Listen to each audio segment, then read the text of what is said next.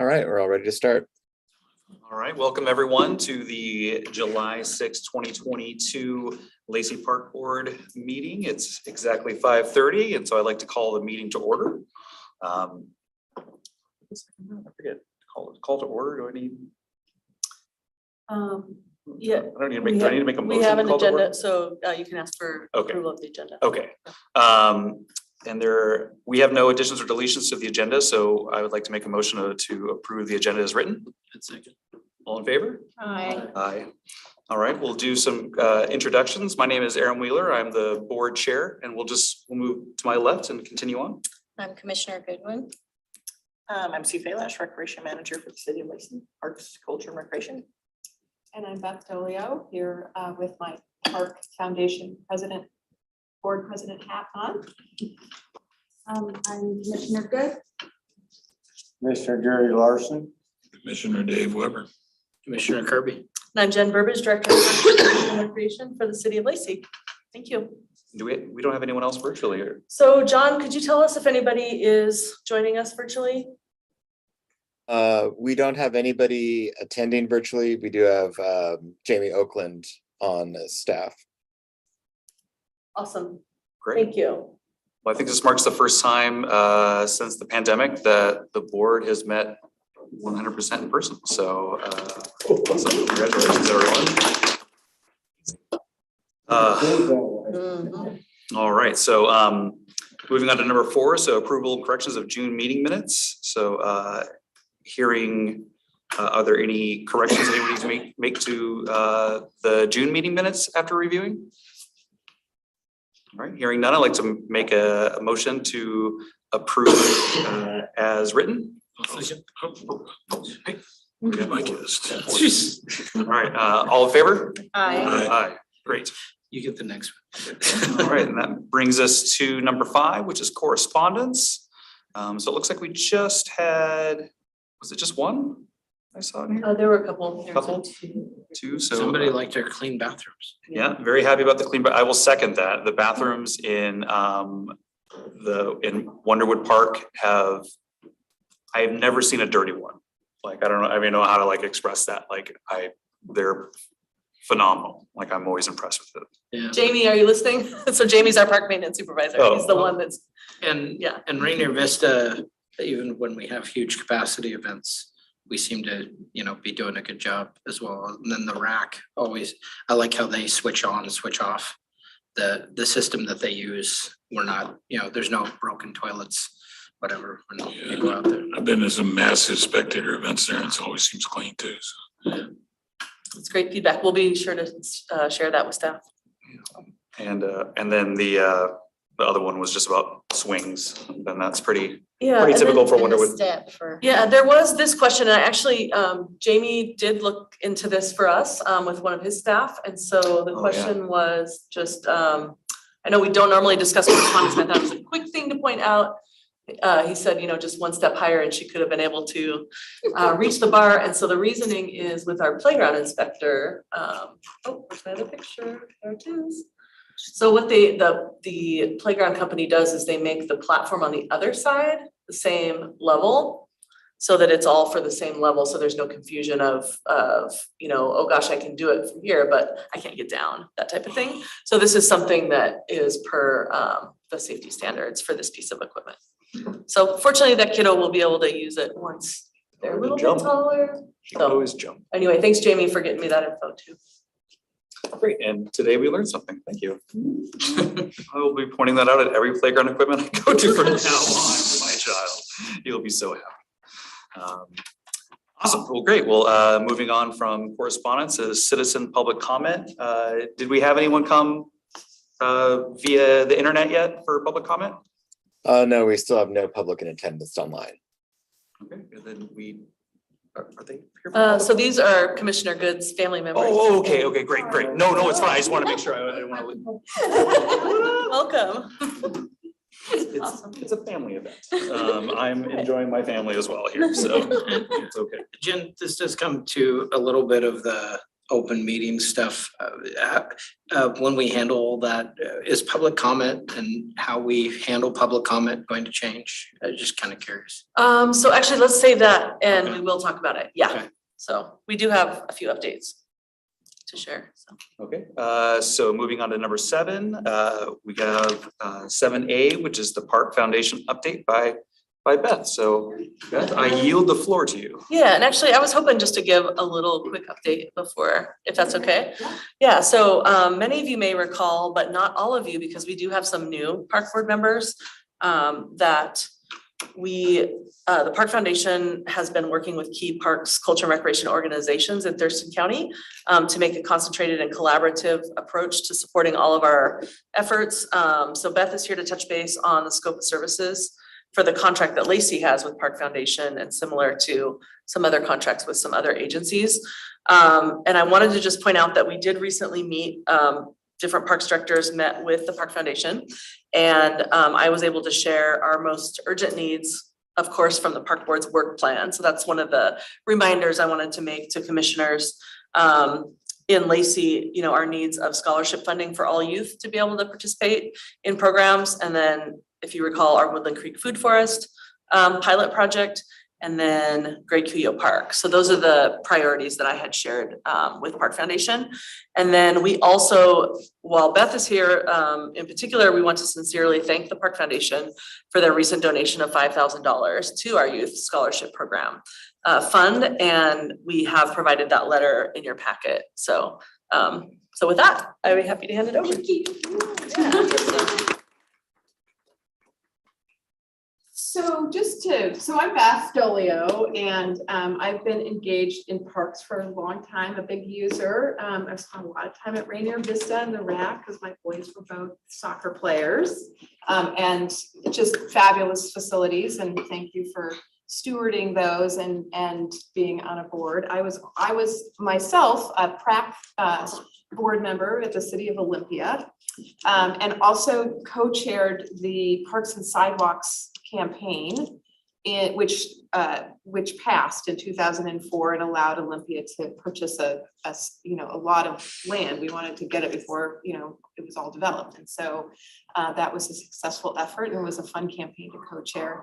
And then I spent 4 years in the state legislature, and there I definitely, I was on the vice chair of the capital budget. So I got to see all of the RCO budgets and really watchdog those for our community, and was looking out for any sort of funding opportunities that were presented, that were priorities of the communities here in the 22nd district, and helped to get a bunch of those funded. So since I haven't been in office, I have been on a couple of boards, and one is I chair the Park Foundation board. And some of you probably know James Reddick, who started the Park Foundation. He is everywhere doing everything all the time, but he is getting a little, older, and he, we're trying to figure out the succession plan to make sure that everything that is in James's head is in somebody else's head, and it has to be spread out between people because he holds so much knowledge and so much background. But he started the organization in 1995, and basically it serves to complement the public funding that you all work on to fund your parks and your recreation, your arts and cultural work in all the communities in Thurston County.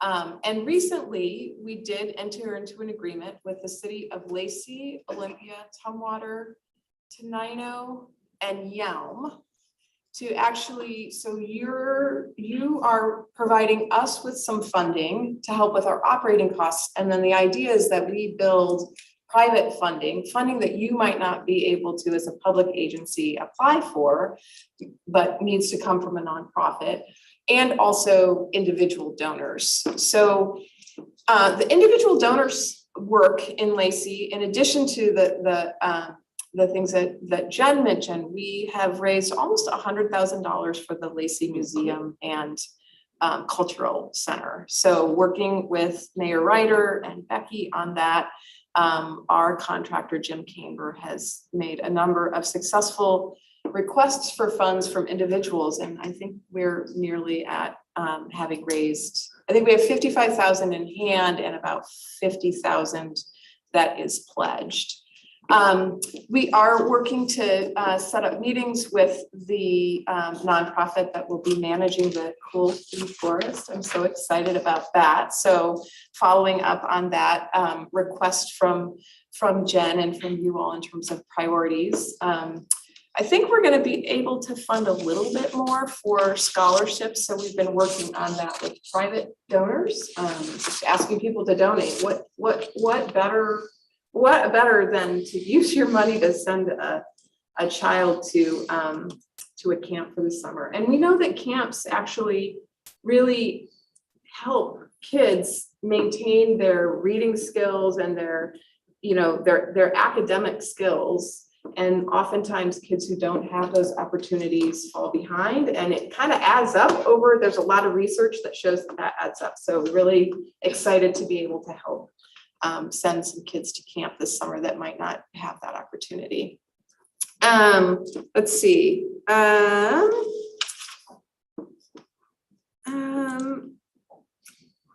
think that, the other piece that we did too is we do underwrite the Earth Day that contributed to the Wonderwood Park and pulling out invasive. I think you spent a lot of time on invasive noxious weeds this year. Come to my house. I know. The ivy and home. Yeah, yes. That was a great day. So just to give you a little overview of some of the other things, and we're working on it with other communities. We're spending a lot of time on that Yelm to Roy connection. And it's about a 5 mile piece of that trail that is one of the missing connectors to connect all the way to the coast, actually. So that's pretty exciting. We're working with the Recreation and Conservation Office, or actually the Larry Levine, who's managing that piece of the project, working with Cody, Jen's counterpart in Yelm, have been working on that proposal for the Recreation and Conservation Office. So that's pretty exciting.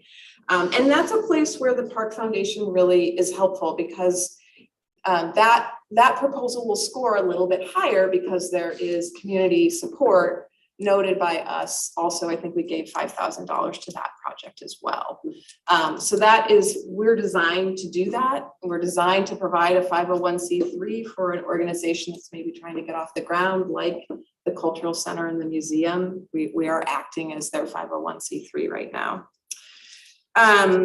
We are Olympia, and speaking of Rainier Vista, I'm very excited because Olympia is going to put in some soccer fields on the Yelm Highway, and that is their marquee project. So we are working to help with, I think they have also an RCO grant that we're going to do a grant, to show that private and community support for. And then finally, we did give, the arts piece of it, the Harlequin, we gave a larger grant, $12,000 to them, so that they could provide local bands an opportunity to play before the Hedwig performance is going on there right now. So each performance has a different local band, so we're supporting local bands throughout the community. So yeah, it's pretty fun, and happy to entertain any questions you might have. And Jen, if I missed anything.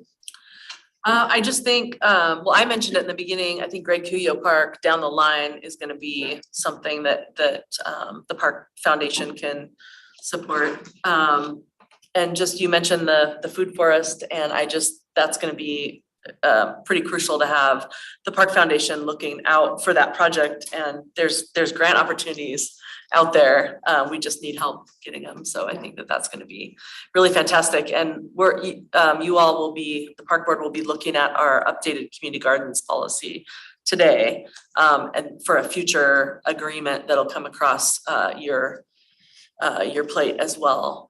With that nonprofit, we're getting really super close. We just had to update the policy first, and then but I can't wait for you guys to meet that nonprofit group and also the Park Foundation too. Jim wants to meet right away as soon as the agreement is ready. So Yeah. So Yeah. thank you Yeah. for everything you're doing. With your experience at the state level, I mean, it's state government, so it's, pretty lofty. Where do you see kind of the state relationship with city parks and, how that's gonna yield out? Because we see more and more developments that are happening around and that need for space. Well, I mean, the state capital budget has a pretty robust funding stream for local governments. And also there's local community projects that, you know, we could work together on a local community project request. So I think it's, you know, the state is pretty committed to open space and preserving open space, especially as we densify. I mean, that's why that Parks and Sidewalks campaign, Olympia, was so important, because we are densifying and getting, you know, that land is being developed, and some of it we were able to acquire. And because it, as you know, I mean, that's why we're all here, right? Because parks just contribute to our quality of life like almost nothing else. I mean, just a place to go and be in nature, I think, is so important, and for kids to get their energy out.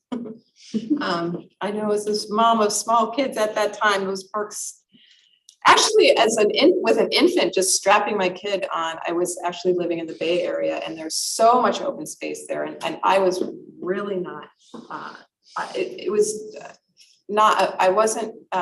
was hard for me to be a mother of an infant, and that open space was so important to me. Where did you live in the Bay Area? I lived in Walnut Creek. I lived in Walnut Creek. Did you really? I went to Del Valle High School. It's out of business now, but yeah, I went to school there. So all that open space, like yeah. Mount Diablo. Oh, yeah, and- oh, it's just It's awesome. incredible. A little, Yeah. little tighter now than when I grew up, but there's Yeah. still a lot of space. Oh, it saved my life. I swear that open space saved my life. So, I did have a question in relation to like some of the state level funding that he was talking about.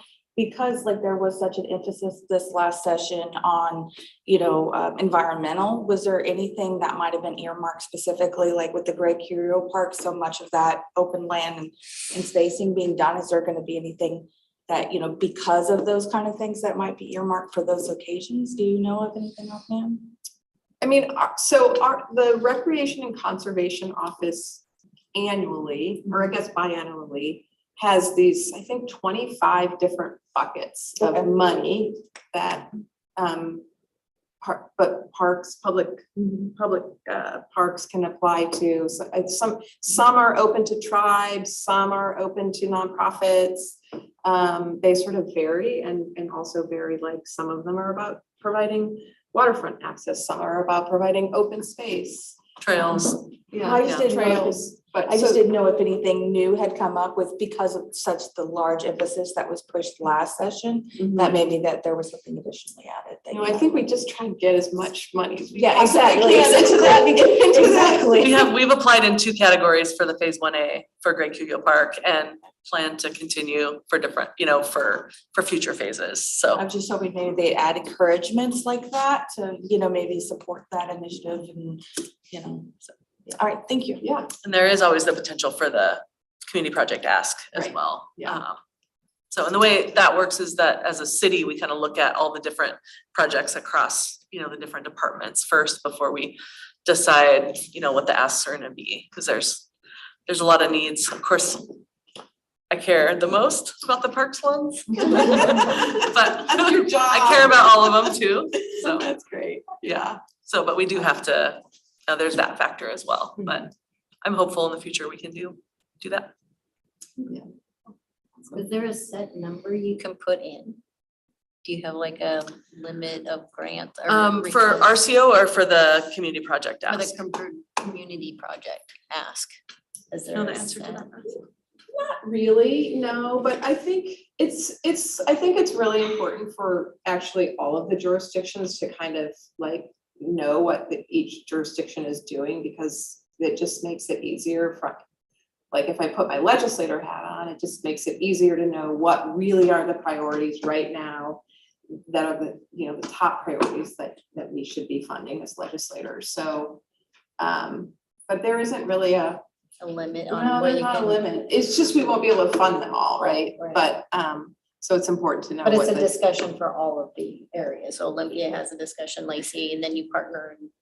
Like you're saying, the soccer fields is gonna kind of be with Olympias. Olympias, Right. but it partners kind of with Lacey. So there's discussions on how those will kind of go through the Where do work. they Funding that much on your local community projects? At Old Spooners on Yale Highway. Oh, that's where it's gonna And is Spooners remaining, or are they getting rid of Spooners right there? That land is going, I think they're. All the Spooners sold, So- yeah. I don't know if you know this, but you can't have like strawberry fields and play soccer on them. Well, no, but I saw like land behind it. I saw there like land behind it. I wasn't Yeah. quite sure what it was. So I was like, are they gonna try to cohabitat like next to each other or? is They've got it a, small? actually the school district, they've got an agreement with the school district. That was a very for that. controversial decision for that actually the PrAC was engaged in. The Olympia counterpart to you all. But they did ultimately, the council did ultimately make an agreement with the school district, so there will be a high school co-located with those soccer fields. And I think it took out one of the soccer fields that was planned. So. And it's gonna be a multi-phase project too. It's a pretty big, I think it's, I wanna say 80 acres or something like that. But we do collaborate. Yes, the agencies do talk to each other and kind of know the projects. And we do, as Beth mentioned earlier, for the great outdoors, Parks Outdoors Day on the Hill. That's so It's- fun. It's so much fun. We all, Yeah. we go together. We try to get all the agencies in Thurston County to go together. And so Beth has been great about accommodating that in the past. And then we can have just the conversations holistically of what all is going on and so that the support can be more regional. And with Park Foundation, it's been really beneficial for all of us to be in the same room talking as well about the different projects. So I would say that's definitely a collaborative effort it's gonna be beneficial for everybody involved, so. Just wanted to feel like they're coming together because they are so close now, but as you're talking about density and people moving, and we're all kind of joining and be nice to share some of those partnerships and especially if there's a limit. But if there's no limit, then. And we all use each other's parks, I was just right? gonna say I that. mean, Yeah. Yeah. I've been doing a lot of doorbelling and it is just so fun to find little pocket parks. I'm like, wow, I didn't know this was here. It's been a highlight, I would say. So, yeah.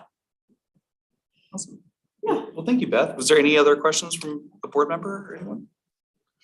All right, do you have any Jane. questions for us? Well, that's a really good question. You know, I would say, I don't have any questions, but I would say if, no matter who's elected, I think it's important to communicate with your legislators and to talk about the importance of parks. And I would certainly, if I am elected, welcome that. You know, like direct contact with your board here. So that would be awesome. Yeah, just to hear your thinking and priorities and, you know, I know Jen is a great advocate for, you know, your priorities, but hearing it directly from you is always great too. So Aram and I are the only two long in the tooth that actually, dealt with James, so you can tell him we said hi. So. We should get James over, James, yeah. Yeah. He's a force. Yeah, Wow. I think he retired, right? This is. Yeah, did we have a big retirement? Yeah. Yeah, I saw his signature. I'm like, what's he- Yeah, we Yeah. even got him a card. He's retired, but he was definitely at the last meeting, so. Yeah, he just cares so much about it. Yeah. He really does. There's some individuals, no matter if they're gone, they're still there in the background somewhere, yeah. Yep. Gotta have, need them. Well, thanks for your service. Thank you, Beth. Thank you. Thank you. Appreciate you. Yeah, Thank you. great to see you. Yes. I hope you have a nice one. Yeah, thank you. All right. Take care. Well, great. Take care. All right, so I guess that moves along to 7B, comprehensive plan, public engagement update. Yes, well, we have been very busy and some of you have as well, helping out, so appreciate you guys. We did have a booth at the Juneteenth event, so since we last met, there was a Juneteenth booth. I unfortunately couldn't make it, and so we had our deputy police chief representing and having people take the surveys in the booth, so that was pretty cool. It takes a village, right?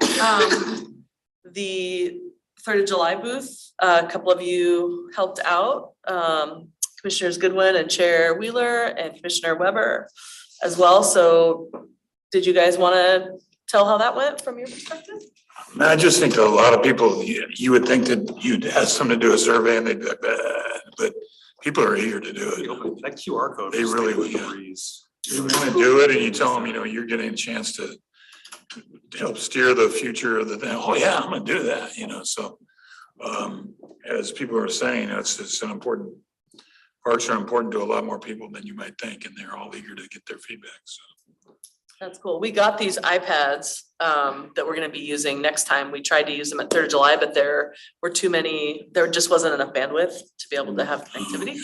So we think at the smaller events coming up, we'll be able to bring a hotspot and have people just do it right there. And they're big enough that people can see the pictures in the surveys as well, so.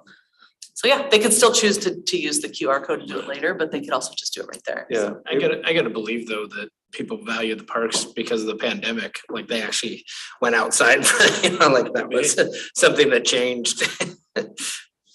Hopefully. Did you have something? I think I interrupted. Oh, no, I was really surprised early on, how many people who didn't live in Lacey that were there for the event that we just talked to about the parks and were not used to the municipality that they lived in having the same structures as we have, of having, just the park system that we do have and the involvement of the community and just, it being kind of a forefront of the city, the Parks Department. And they were really impressed. It just made me proud to be there. I was walking through when it was like during, right before the fireworks and my wife and I were just walking, I was like, am I wrong to feel as important as I feel right now? She's like, yeah. I'm like, okay, well, I'm still gonna do it. These people have no idea who I am. But the concept, you might not be aboard with the concept. No, Aram's actually, he's right. I heard that same thing. Well, I live in so-and-so of a town. And it's nothing like this. It's not as, not as forward-looking, not as much of it. So, yeah, you guys are doing a great job. Super nice. That's great. And we have Commissioner Good signed up for some future dates and we have Commissioner Goodwin signed up for, I think, all the future dates. I also was going to pass it around. We've added one. It's September 8th. Panorama is having a wellness event from 1 to 3. And I was like, perfect. That's one of the, groups on our list that we wanted to reach with our survey. So I've added that handwritten, but I thought I could, so don't sign up if you've already done it, but I thought I'd just pass this around for an opportunity for others if you're interested and available. So feel free just to write on there if you can make it. With something like Panorama, make sure that we know the restrictions if there are any, like maybe we need to wear masks or maybe we, Oh, sure, yeah. That's a good point. Yeah, we might need to. I had a couple of comments from the Rainier Vista for the 4th of July. I had some questions from the community members. Okay. One of them was that they wanted to know where when the trail behind the community center was going to be completed. I think there's a portion. Phase 3 of the Woodland Trail? Yeah, they wanted to know when that was going to be completed. That's a great question. It is mentioned in the Parks Comprehensive Plan as something that the city would like to see happen. So the steps that need to occur is that the railway needs to be abandoned. I know that Thurston County, it would actually be a Thurston County improvement program, project that would get handed to the city for the maintenance of the trail as a phase 3 of our existing Karen Fraser Woodland Trail. There was a meeting recently out on site. I was not able to attend it, but I know that Thurston County staff met with a BNSF railway representative. And I do know that the railway has not been abandoned yet, so. And it might sound like an easy feat, but I think there's a lot involved in that process, and so that's kind of where it's When you stuck. say that though, it just means officially abandoned. There's not trains running Correct. on it. Yeah. Yeah, there are no trains currently using it, but They it needs to haven't be given up. officially, there's like an official document that would need to be It has to be signed. left on a doorstep somewhere. Somewhat, yeah, there's Somebody adopt it. something. I was just gonna see, are you guys gonna send that out with that new thing added to it, so? Or should I just put it on here? The panorama? Oh, just write it on there and I'll just make sure and update. Well, no, I mean, are we gonna get a picture of that? Like, cause you sent us a screenshot of those dates. Are you gonna send? Do you want an updated schedule? Yeah. Yeah. Just in case. Yeah, absolutely. We can send that out to you. Yes. Yes. Just in case. And then there were Cub Scout parents that wanted to know how they could be more involved with our park events and how to get information. It's the couple that's been selling the product or their Cub Scout items at all of the park events. So they wanted to know how they could be more involved if they, not just like vending, but. Yeah, so we have a volunteer representative. Her name is Jenny Wilson. She's one of our supervisors. I think you guys have all met her. She's over our aquatics and volunteer program. Okay. We are just getting, you can tell them we've been pretty quiet through COVID with the volunteer stuff. And she's working this year to really get our program in a better place and roll that out for 2023. So, but if she had their information, that would be perfect. Okay, so maybe partner Jenny with the parents when I see them on the next. Yeah. Is Jenny have or point of contact on the website? Is that where it goes? Yeah, so it's Jay Wilson, JWILSON @ci.lacy.wa.us. All right, and then I had comments. Can I say them now? Great community turnout at the booth while we were there. I had such a great time.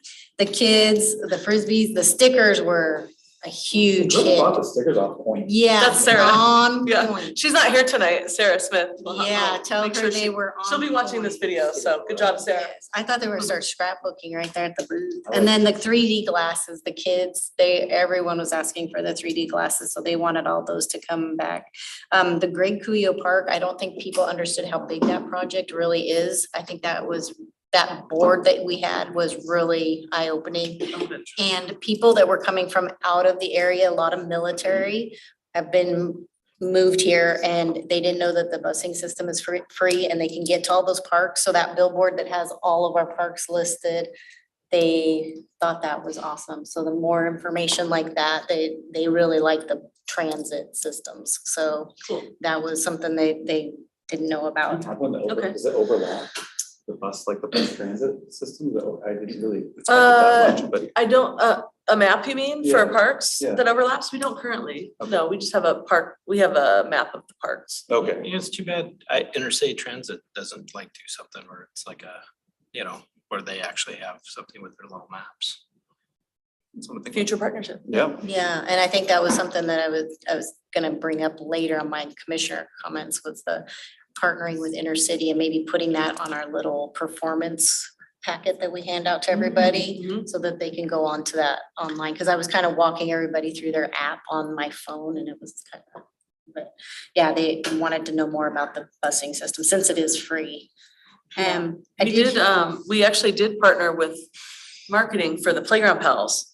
Cause that's the free program, the free camp program. So making sure kids knew that they could ride the bus to get there. So that makes sense. Yeah. Yeah. Yeah. And I was gonna say, Jeanette Sealer is the one who had the 3D glasses and Lacey Collision actually sponsored those. Yeah, so we So we'll give love the them. shout outs where the shout outs. Yeah, so big round of applause for that. And then I did hear some community members about restrooms, that there should have been more restrooms and more vendors. The lines were really long, but it's a huge event, so, but I mean, I tried to As do. many vendors as there was. Yeah. We had 21 food vendors. And that was the thing is There's no way we could have stuck. I don't think anybody we could else put in. in any more in. And you know what, though? I thought, and I mentioned it to you, wrapping around those food vendors actually made it easier and the lines less. Because 2019, which is the last time we really had to judge this, and it was a nightmare. It was just packed. Yeah. Yeah, and I think it's just, there's so many people new to the area. I think that's why that was coming through, but I was just doing the feedback. One thing that I noticed about the bathrooms is there were little pockets of like 4 urinals or 4 porta potties. I think there were like 3 pockets of like just 4, and then there was like the main. And people who just walked to that little pocket would wait in line for a long time for the bathroom. But if you just walked another 2 minutes to the large, like there was no wait at all for like the big bathroom area. So it was people were like complaining about the bathrooms, like it was. Yeah, It's I like think it was like 40 word of over- mouth, because they were like, there's more some over over at the there. volleyball court. So as soon as somebody said something, it was kind of like a Yeah. crowd would move to each pocket of restrooms. But I mean, like I said, it was some of the people, there was their first time there and, asking where things were located at. But those were what we got from our questions and feedback from the. So I wanted to just add a comment on the maps. I think that'd be awesome, but I'm just trying to envision it. It just seems to me like if you're an average citizen trying to match up, this line goes over here, maybe an equally effective thing to do would be on every thing that we have that describes each park, just say what bus line ends up going past it. and then let the people find that on the intercity transit map, because, yeah, I mean, it would be great somewhere in the city to have that map where it shows the parks and the bus lines, but I'm just thinking if you're trying to get that off your phone and it's not gonna be that convenient, but if it just says the 66 stops, 2 blocks away. Yeah. And people can look that up, so. Yeah, because the trip planner works, it says. Yeah, that Yeah, trip planner on their site, yeah. Yeah, that works out. So those great. kind of things, instead of just trying to, they'll make people figure it out, but definitely the connection between the transit and the parks should be made for sure. Yeah, because the parking is just getting to the point you can't park at a lot of events or a lot of the events. So I was trying to promote that. I'm like, use the bus, use the bus. If you live just a couple blocks away, use the bus. Yeah, and we had buses specifically for the event, so. Yeah. That's the first event I've ever been to in Lacey where you saw the citizen parking lots. Like if you're in Berkeley, they have like 4 parking spaces for Yeah. Memorial Stadium, so Oh, everybody in town, $65 There's to a guy park. at $35. But they were charging money all around in the Yeah. neighborhood of the park, and I said, wow, it's the first time I've ever seen that in Lacey. Yeah. opportunistic. Volunteer Yeah. parking lots were pretty Gotta good. do. Yeah. Yeah. All right, any other comments on the comprehensive public engagement update? Oh, so let's see, Oh, we got just real quick, we did test the format of having people come to the park board meeting. That was not hugely popular, so we will discontinue that format and continue meeting people where they are. We wanted to just check it out and see. And then also in your packet, just the recent article that went out via Thurston Talk. Hopefully you guys got to see that. They're helping us spread the word. We really appreciate that. And I like that the benefits messaging was included. We can't get the parks benefits out there enough. So it was great. They gave us enough space for that as well. That's all I had on But I that. guess the thing I'd follow up and say is, I don't mind if like we try those different things, we're at least trying to throw something against the wall. So maybe some people come, maybe they don't, but at least we tried, like I still think the voting on when Wonderwood had the, I think maybe it was Wonderwood and Bush had the different kind of stuff when we allowed them to vote on whatever. The playground? Yeah, and that got a lot of engagement, right? And it's like, it's something different. It doesn't, we're not always gonna be installing new stuff, but at least we're trying. I hate to rag on Olympia or something, but it's like, obviously they don't communicate the same way we do, so I think that's a good thing, so. Is that all you had on that, Jen? That's all I had. All right, so moving on to 7C, the Greg Cuyo Park Phase 1A update. Okay, I'm gonna pull up. Maybe.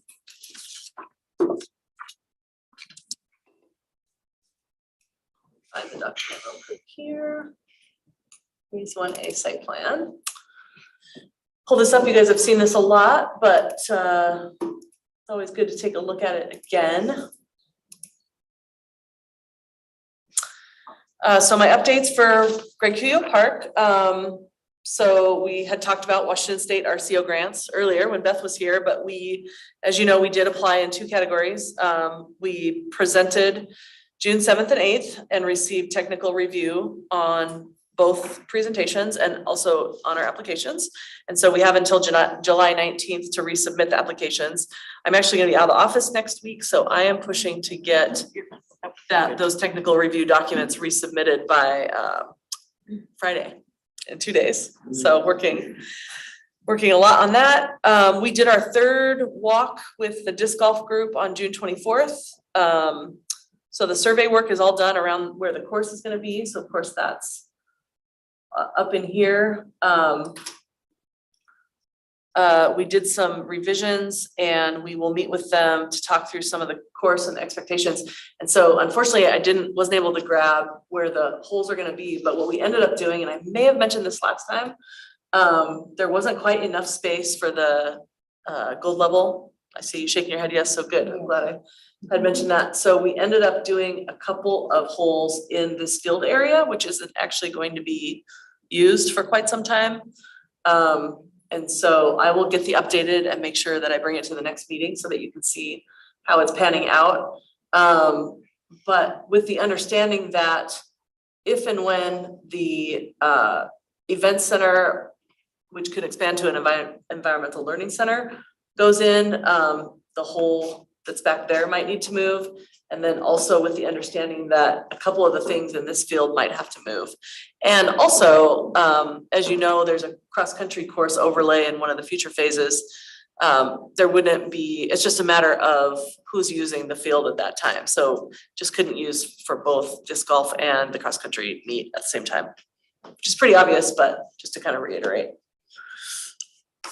We did a park board tour on June 29th. We had 3 commissioners attending. So Commissioners Weber, Goodwin, and Chair Wheeler came. Did you guys have anything to share? Just The size The of it. scope, yeah, Yeah. the scope of it became real, just how big it You know, when was. you drive down a Carpenter, you don't see, you know, I never see, hearing like the impact that the other neighborhoods were having, you know, expressing about it. You know, you could imagine it, but you didn't, it was nice to actually physically see where each neighborhood was impacted and, you know, the plans to mitigate it and stuff, so. The other thing that impressed me that I wasn't aware of, because I just kind of got this instant snap of the Cabela's area and when we went back in there and saw how many trees are still involved. And there will still be a lot of wooded area around it and in it. That was impressive to me because I was thinking it was going to be more of a flat grassy thing with facilities, but it's going to have that mixed in with the nature and that's awesome, so. A lot of woods. It's beautiful. Yeah. I appreciated you and Jamie taking the time to show us the entrances and exits, yeah, and the neighborhood impacts. I think that's gonna be very important, and I know that's gonna probably take a lot of talking over the years to kind of convince people the need of those areas. And I appreciated Jamie going through the reservoirs and how we need those in certain areas, because I'm still learning. So both of you were very patient on answering questions for me, because I'm a little slower I process things, so I appreciated that, and I appreciate David too. You guys being part of the neighborhood and hearing all the childhood stories of what you've learned over the years in those areas, knowing those. What kind of truck did you steal? Yeah, knowing Oh, the geez. neighborhoods that are going to be impacted and who lives in those spaces, it's important to have that history of, who lives here and what's going to be an impact for them, how to talk to them and engage with them to make it a positive instead of a negative for them to have. I think that the good thing about the neighborhood feedback is if you look at this as like it's gonna take 20 years to build a road, but it's like 100-year plan. You want it to be there forever. And I think no matter what impact the community has, if they tell you, we absolutely won't stand for X, Y, or Z, whatever you end up with is still gonna be awesome. So I mean, I think it's gonna be, to get that community feedback is gonna be perfect, because whatever ends up happening, that's gonna be what lasts for, a long time, so. For sure. Well, it was 90, 91 degrees that day, so we ended up not hiking like we wanted to. But we did the driving tour, so at least you got to see the scope, and we did get out in a few different places and get a feel for the different types of woods that were there and the spaces. So appreciate that. And then the 3rd week of July, we have our next meeting with the consultants. We will be looking at the monument sign. So I can't wait to share some of that stuff with you. I haven't seen a draft. So the monument sign is the big sign. welcome sign. And so we are going to be changing the look from our other parks and have one that's kind of unique to Great Cuyo Park. And so, like I said, I haven't seen a draft, but I'll be happy to share it with you once we get it. But the consultants did, in the survey, as they walked out there, thought that it was important that the sign goes perpendicular to Carpenter. And so that it's visible from both sides of Carpenter. And I'm not saying it's gotta be like this, but like when you go to the San Diego Pier, it says, make sure to mention San Diego. It's got that kind of big loop and that kind of stuff. Are we talking about that as a sign, or is it just like a square sign? Well, it would definitely have some character. We definitely want something that's That's what I'm getting. cool look. And it's probably gonna be like wood mixed with steel. And it will have our parks, our new-ish, I guess we did it during COVID rebranding, logo. So it'll say Lacey Parks. I like it, just preference, but something that's like, welcome to Lacey, like, this is us, because every single time we have a sign around here, it seems to just be, hey, this is not us, this is us. here, come into this part, this is us, you know what I mean? Like, and I think it would be really cool if we had something that just said, no, this is really us as you walk through. So I don't know what that looks like. I'm not a sign designer, but I just, if it has something that has a marker that says, you're not only coming to Greg Kuya, but this is, Lacey. yeah, this is a We Are Lacey kind of thing. Like, I It just sits think up a this, little higher, yeah, because it's like the city of Lacey, you're right, it's like in the corner and kind of in the dirt a little bit, you're like, you don't know. yeah, like Something that's more eye-catching at. the two roadways, it's like you wouldn't see it unless you wanted to. Yeah. So. As long All as right, it's well, I'll Comic show you Sans, I what don't they, care. Comic Sans, huh? No I promises, just want Comic Sans. no promises. And I think, let's see, oh, just for Commissioner Larson's sake, no, everybody, we are somewhere between the 30% and 60% design stage. And working our way toward construction documents. So I'd like to make sure you know where we're at, so. You get about, you review them here, right, Jen? Plan reviewer in the city, Yes. Yeah. Mhm. I like to stop in and look at them sometime. Oh, Tell me how yeah. I feel. Yeah, actually, so we have a capital projects manager in the Public Works Department that is over kind of the technical side of things. Right. And so, yeah, so I'll make a I just note. like to look at the construction documents, and they did it for 44 years. Sounds good. Not to make any changes. Yeah, no, just to be involved. I love it. All right, that's it for 7C. Yes. Okay, 7D, Community Gardens Policy Update, and this is an actionable item. Okay, so let me get the packet back up. And we lost it. Hold on one second. Get back here for you real quick.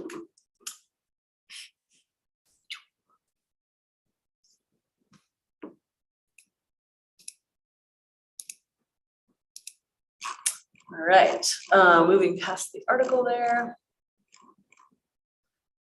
Okay, you heard me mention it earlier, but in preparation for the Woodland Creek Food Forest Project, we have some proposed changes to this policy, and this is a policy that the park board did approve originally. And our city attorney said a good way to do this is to say that the policy was established on this date and then go ahead and keep the updates listed here.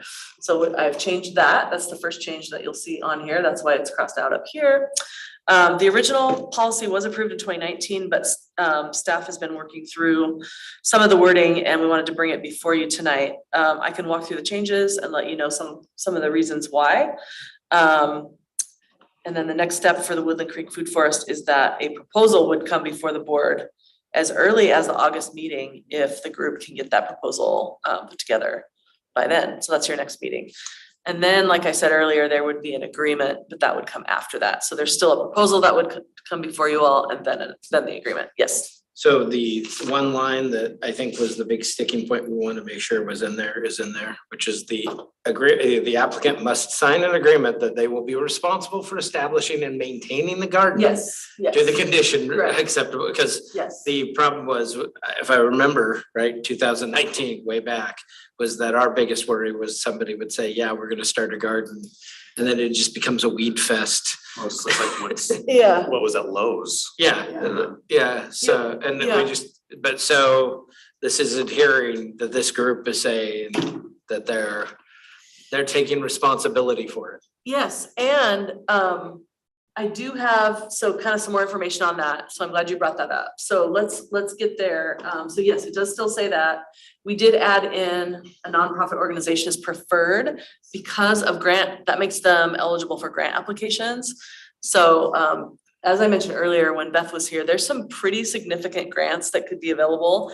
And it's not something that the city has the capacity to apply for, but the group would be able to do that. And hopefully the Park Foundation can support as well, so. So Yes.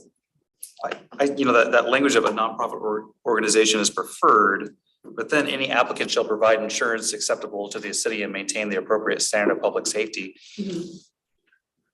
I mean, who else, I mean, if not a nonprofit, what other Yeah, that's a good question. Because would we allow, like, say, if in the green space down the street from McConey's wanted to put up sponsor a food garden and McConey's is the one doing it, would we accept that? So part of the policy is they'd have to have where does it say in here? They have to be a proven, like they've been No, a successful. prudent garden, they have to be a prudent garden. Yeah, and it says that in here somewhere.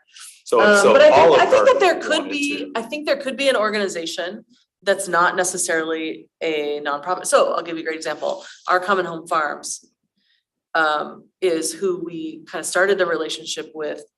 And they were out of, it was one of the staff at St. Martin's University that started that group. They were going to become a nonprofit, but they weren't yet. So Okay. they're an organization that has gardens and uses students from the college to, So they're not a they're not a They're not a nonprofit nonprofit. corporation, but they're an organization. yeah. Okay. Right. Okay. So I think that it's preferred just for the grant opportunities. Okay, I was thinking like for the insurance, like. Yeah, you I wouldn't really think- get insurance unless you were like a nonprofit, unless you had I think some sort of that's another- entity. Yeah. Well, you can get it as an extension off your own. If you wanted to. But would that be acceptable I don't know. insurance to the city? Like, cause I Yeah. mean, Well, this is our city attorney came up with this wording, so Okay. I trust his. no, it's good. I mean, it leaves it open for like, well, I guess there are contingencies, but 99% of the people are going to have to be this to be able to get this, to be able to be approved for this, so. We added the garden must be equally accessible to all people. The group that we're talking to is really interested in that. And by the way, the group is Hackey Farmers Collective. I don't think I've said the name yet. And when it says equally accessible to all people, does that mean like things have, like, there's a certain surface that has to be, that could be wheelchair accessible, the garden beds have to be a certain width apart to be able to maintain that access? Yep, so there's ADA requirements, but there's also, I think it was important to them that it's just open to everybody. Right, So. Right, it's not just like, gonna be it's blocked inclusive off. to all types of people, Yeah, but it's right. like, it is accessible to. Same, okay, both okay. of those things. I would specify that more. I mean, this is the only thing that jumped out at me was equally accessible. I mean, there's blind people, there's any number of different handicaps, and then the social, the part of just, it's open to everybody. Oh, I can't change that. Okay, Yeah. sorry, I So, thought this was a Word The document. gardening click. yeah, I mean, the Yeah. garden could, but I mean, whatever the case may be, but I just think it needs to be, maybe address It's like up to people with different abilities, and then also, or just it meets the standard of all of ADA. yeah, it meets all ADAs, Like that it kind has of a little thing. more specification of what that Yeah. means by So equally can- acceptable to all. Yeah, so people. would you, how about the garden must be equally accessible to all people both physically and socially is maybe not quite the right word, but I can. Something to that Yes, effect. So my question is there also an agreement? Inclusive and ADA compliant. Yeah, I think pretty just like good. the ADA compliance would be the. So only my additional- question yeah. is though, if you're doing that, do you have a conduct policy as well? And the reason why is because it's great to be inclusive, Yeah. but then you've got somebody who Important, yeah. is, I guess, creating misconduct that they can't get rid of now because we have to be. No, we still have park rules. Yeah, just like with the park. I'm asking, but then you can't Yeah. you can't like be a nuisance to others, like, Just- and I think that's. You know what I'm I saying? totally see what you're saying, yeah. Like, But I think we already have like established park rules that help address that. It's not addressed in this, but Yeah. it's overseen by. Yeah. our park rules. I'm just one for as nice as you can be, there will always be one person that will Oh, yeah. destroy everyone else's good time. Cause I guess does this seem to be adopted would this be then considered a city park? If it is a community garden, is that a type of city park? Well, so it is in a city park, so city park rules will apply. So it's in, okay. It's in the park. We would have an they're all in the park. agreement for All in park operation. property. Yeah, so for example, we have a current maintenance agreement with the South Puget Sound Disc Golf Association Mhm. at Woodland Creek for park for the junior disc golf course. And so it would be something similar to that. Okay. It won't be exactly the same. Same thing with the Gold Star Mart. But You guys have a memorandum. we have an MOU with, yep, That too. that's right. And it Which, I outlines. mean, that's all I kept thinking. It'll actually be more similar to that, I think, because there are certain things the city is agreeing to do and there are certain things that the group is gonna agree to do. So, How many of these we got around? 0? this is our pilot So, project. so this was Yeah. brought up, in 2019, we had a group that came here, right, about 4 or 5 people. And they had brought it up, but they didn't really have any parameters. And that's when everyone was kind of like, well, that's great, but we just can't take private property. And, you know, there was like outside of Lowe's they wanted to take because they thought it looked ugly. And I was like, well, it's great, but. So that's where this came from. And then I think because of COVID, it's just been kind of lingering, right? That's true. Well, also, we got really close to working with Our Common Home Farms and Dr. Crane, who was in charge of that group, got a job at Humboldt State University and moved out of the area. And so they didn't end up, you know, that group didn't end up working out. So we've been kind of searching, there's been a long time desire by the community to have the gardens at this location, actually.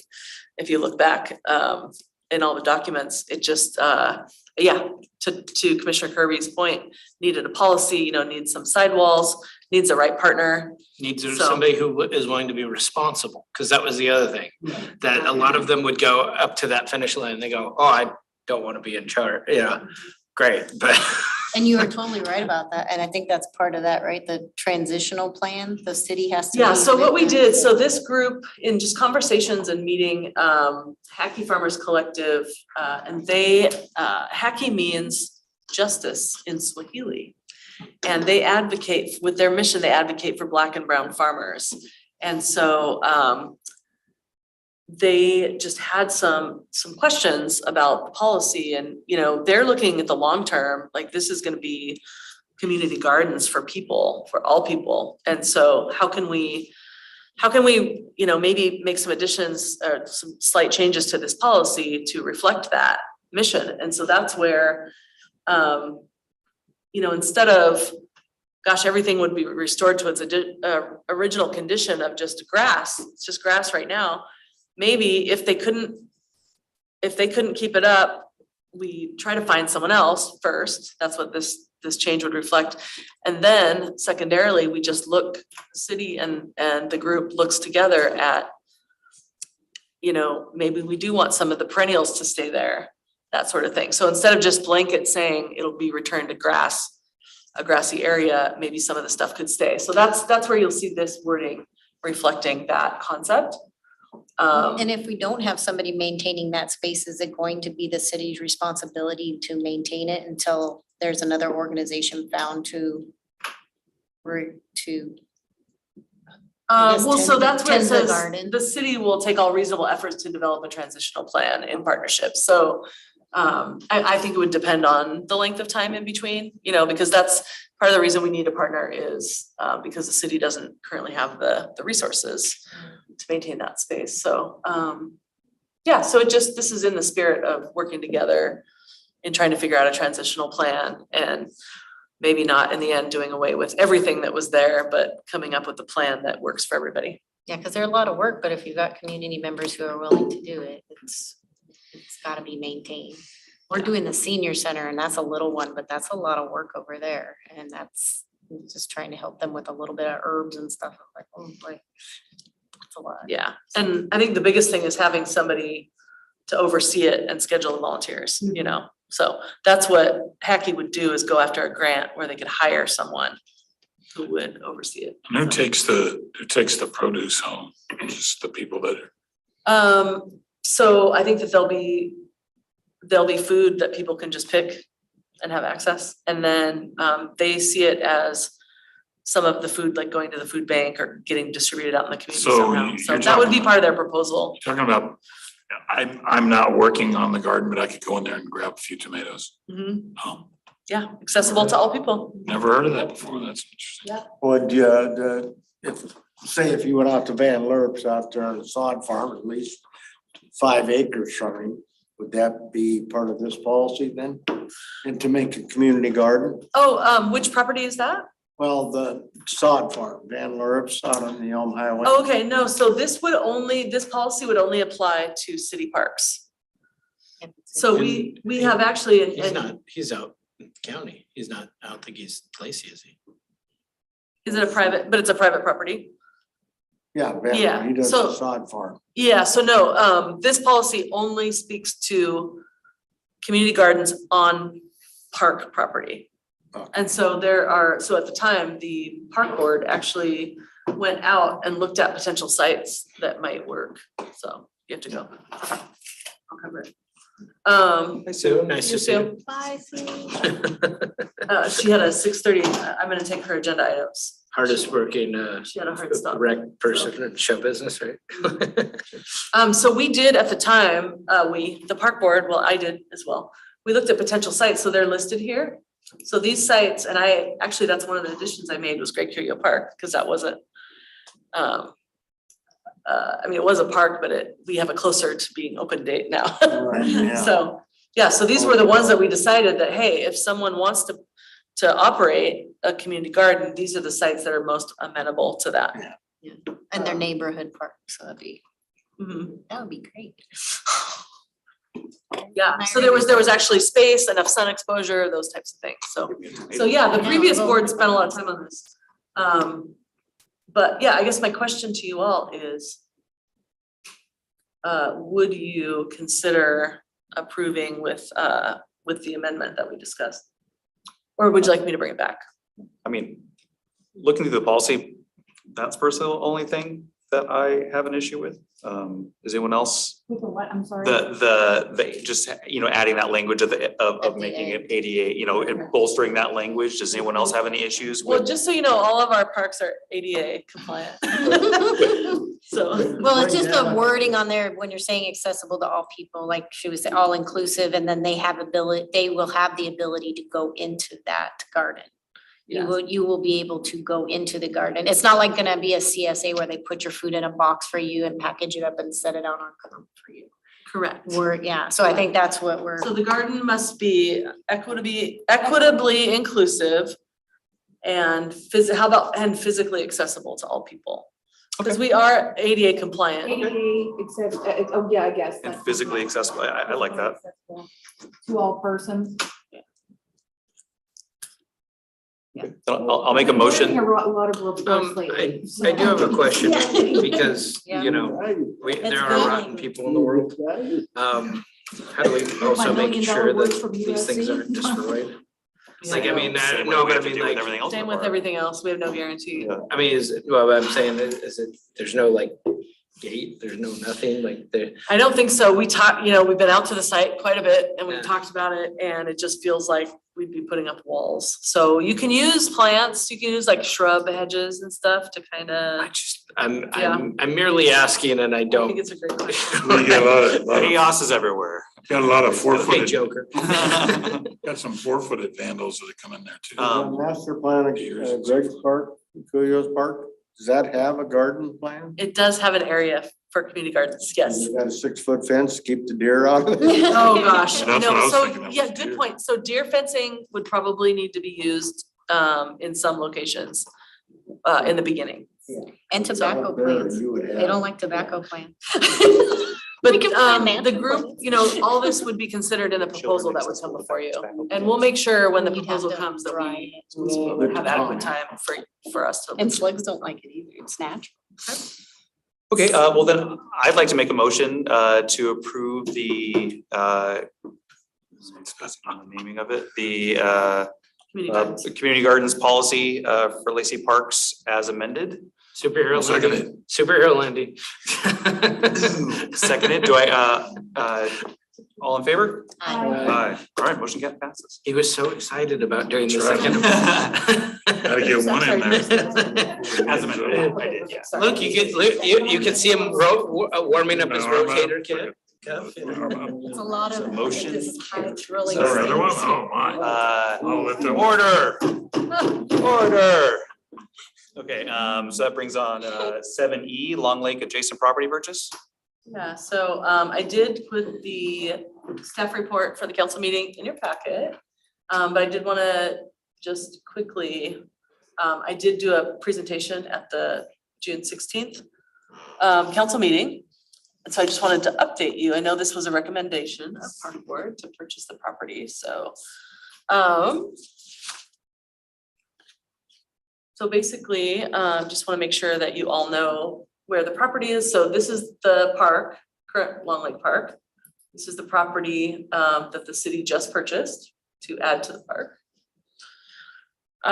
It's got, I think you all know, but it's got the Thurston County Fairgrounds to the west, and it's got the Fish and Wildlife boat launch to the south. And of course, it's a great addition to, natural addition to the park, right? Doubles the size. It's 10 acres right now, and this is 1.8, but it's just, it's really long. You can't actually see the whole park. Right, but I always think of the park, just Oh, yeah. that grassy Oh, area, yeah. yeah. Yeah, for sure. It's great. Will there be potentially any communication with the Fish and Wildlife?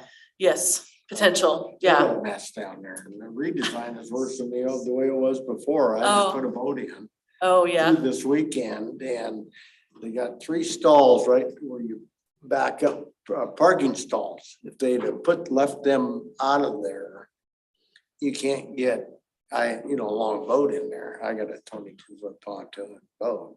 Gotcha. Every time I go in there, I say, how did you guys do this?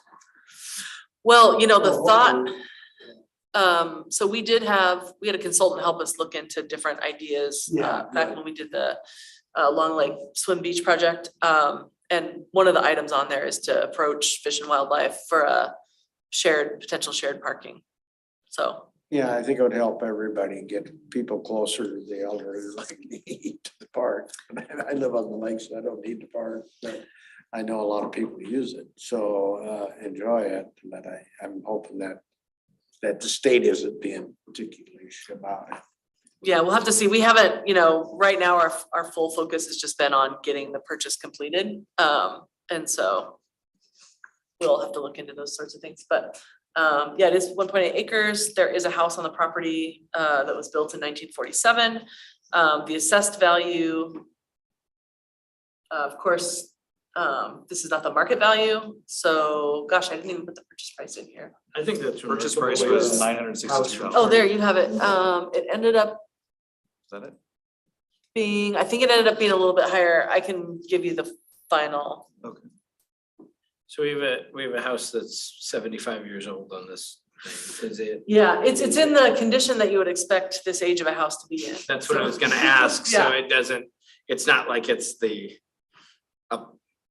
on the superior quality, right? And Where right we now, see it park from the members, lake. park board members are able to use that location for private parties now. Frat parties, is that what you? Commissioner parties? Yeah. So I wanted to show kind of some photos of the site. You can see it's really beautiful. It's, there is waterfront, obviously. Would we look to redevelop this or? would we look to Potentially. keep- So, yeah, so we will, it'll be on your work plan. We'll probably need to update the work plan and add this item, because this is one of the things that comes in to the work plan sideways, right? And if we spend a lot of time on this, it pushes something else down. But sometimes these things come up, and so it is important. And council was asking, like, when can people have access? And it's up to you all and me to come up with a short-term Yeah. timeline and a long-term timeline. So we will be working on it, but I don't have any quick answers right now. Get it used as much as that. But would they, as part of this, I'm assuming they might. The other thing I observed down there a lot is interference with the fishermen. The dock or land fishermen buying that deal. Mhm, Could that be developed into a plan to potentially. help and potentially do that? And they're there, in their Potentially. tackle boxes, they don't care about voters, they don't like us. Potentially. So, yeah, so we did have, we had that evaluation done. And so one of the ideas is to develop a better fishing area. The shoreline there is conducive to fishing. There's a lot of good, I guess, like trees right underneath the water there. Another concept would be to expand the swim beach, since it is such a crowded beachfront property. So yeah, there's a lot of different options, and once we start talking about it, I'll put that into your packet and we'll actually get it on the agenda. So, but That was a good purchase. But for the long, you know, for the long-term vision, and I know we talked about this before when Park Board did recommend it, but the background is that it's in the master plan for Long Lake Park. We've had a right of first refusal agreement with the owners since 1983. So it shows up in our current comprehensive plan, in past comprehensive plans. So this is a really big win. So this is very, very exciting. And while it's in its assessment phase of when you can access it, is it being partitioned, like you can't get into it Yeah, until? it'll we be get it'll be a no trespassing for now. This whole summer, I mean, at least this year. And What's probably into the waters in next. there? Well, that's what I'm saying, if you have an empty house, I just don't know how safe it was for or Yeah, so we've already started talking with maintenance about just, exactly what to do at this point. just to keep it. yeah. or it's not- Common, checking it on a routine basis for sure, and we'll see. City staff is gonna meet and decide what immediate things need to happen.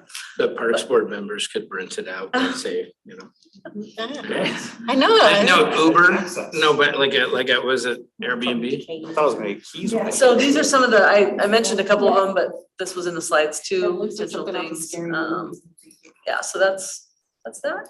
I know that it's kind of offhand, but it's at the same location.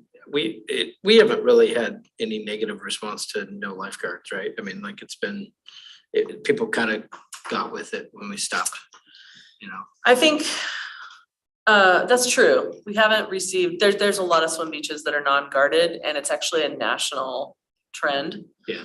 So we're not alone. I think everybody agrees it's better to have lifeguards and we all wish that there could be. But I think it's just kind of where we are at. But we haven't had any like massive complaints. Not massive. There've been comments, but not lately because you guys would have seen them in your packet, so. Awesome.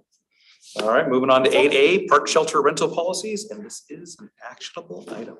Yeah, so this is something that I know in particular Commissioner Good really wanted to look at. I And got mine. darn, Sue had to leave. She was gonna help lead the discussion. So you guys can either take action tonight or you can have us make some suggested changes that you might have and bring it back.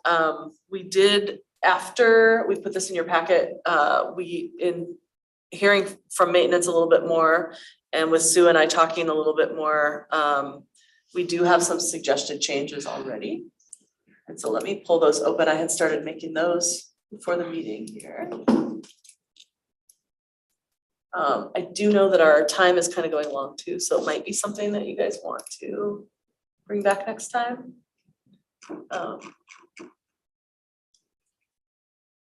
So what we did is pattern it after the recent Jacob Smith House and Lacey Community Center policies that you all had recently looked at and the RAC.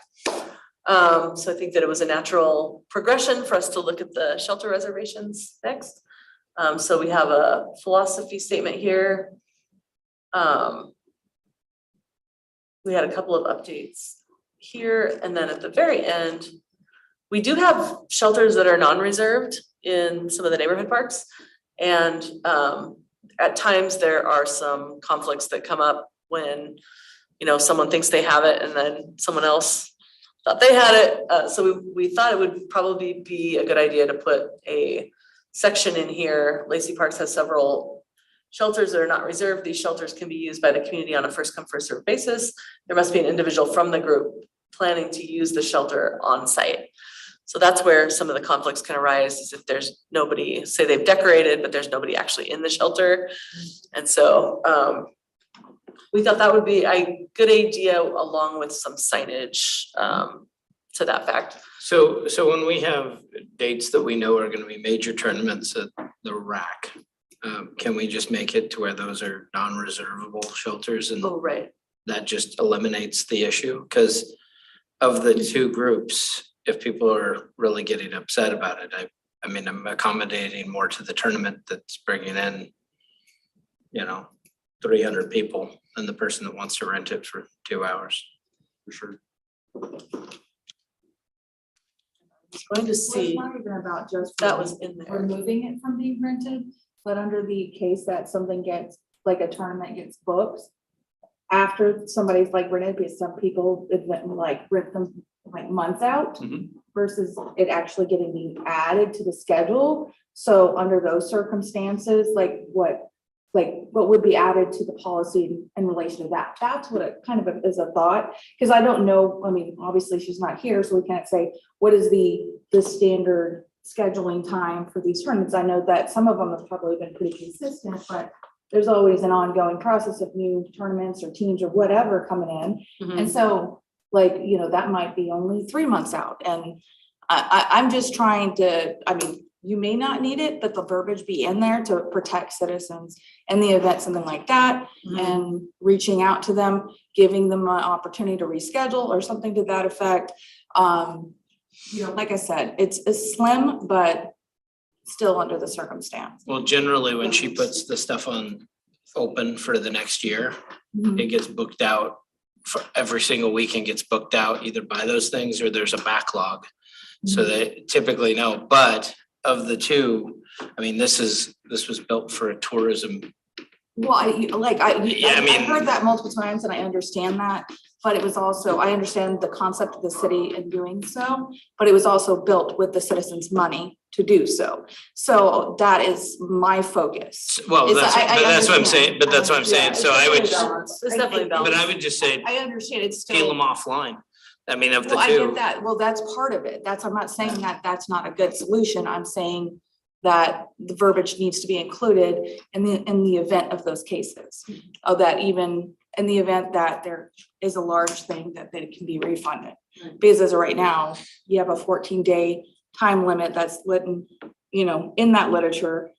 And that, I mean, under those kind of circumstances, it's kind of like, well, let's move you to another location, we can refund you, you can reschedule, whatever, just under that circumstance, you know what I mean? I get it, it's a moneymaker, I get it, but still, it needs to be considered and thought of. Because I'm like, I think it's little Timmy's birthday, and they show up, and they can't even park, and their friends can't park, and little Timmy's crying. I mean, I know that's like one little kid, but Wasn't it? Yeah, no, discussed? I'm just I like think trying to it's put it in. there is definitely a balance between, yeah, the outside tourism and community use. It is, this park, or the rec, the one you're speaking of, acts actually as a neighborhood park, it acts as a community park and a regional park. It's all of those things But- in one. But what I'm getting at is because we know specifically a lot of these tournament dates, non-reserve or have it to where if you really want little Timmy's birthday, that can be moved off to your rescheduled for Rainier Vista.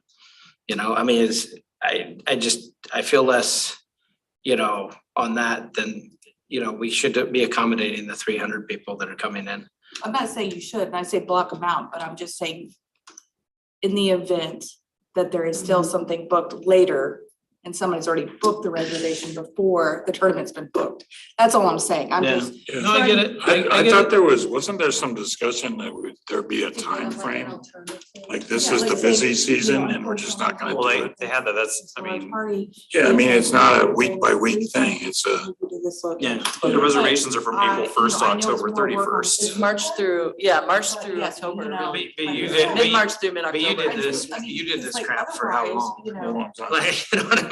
But so they don't, but, so Really you're saying March through October, you cannot book And they those live shows? here. You can, You know what I that's, mean? that's when you And book that- the shelters, I that's when you book was the that shelters. person. So here's the, yeah, shelters And I can don't be want that. reserved April 1st through October 31st.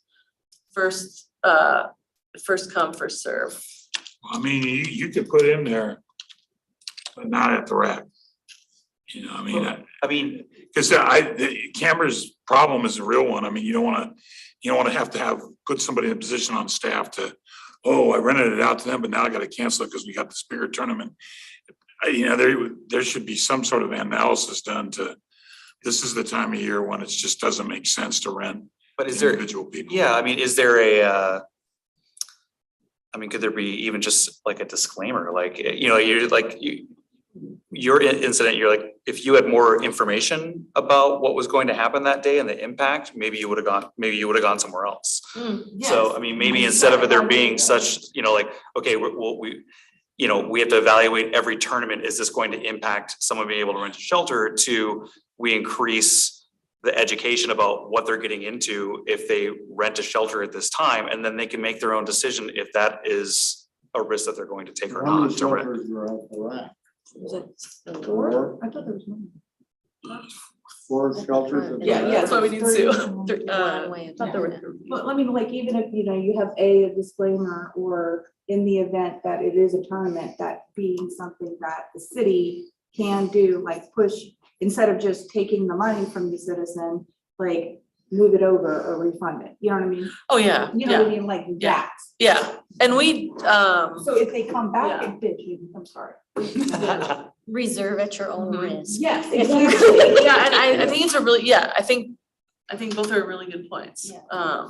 So. I mean, it just doesn't seem like when there's a big tournament at the rack, I don't think it's a very good experience to rent a shelter for your birthday No. parties. You got people just going back and forth, either in front of or through your own private party side. And there's gonna be times that's the only park that's accessible for people to do During it, so I this, mean, during this I totally span, get it. how many weekends aren't extremely busy out there? Cause it seems to me like I go by there 10 o'clock at night in December and people are playing I baseball. mean, it varies because you have both the baseball complex and the Soccer. soccer complex, and so it just depends on, yeah, it depends on what's. I may be overestimating how many On the weekends are city busy. webpage on parks, can't you put some comments in there?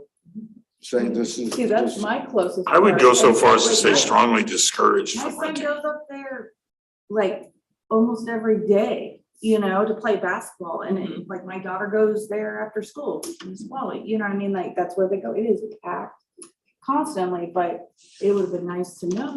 Well, and this, and I think you're right, Jen, I think this conversation probably is maybe a little bit, we are running a little short on time, it might be a little bit Yeah, more lengthy. for us to be able to accommodate, I think, an actual item. Okay, today. I'd okay, like to I'll see grab the some notes here and then Refund fees. we'll finesse it a little bit. $25. Mhm. I mean, what do you do for $10 when you do a phone call?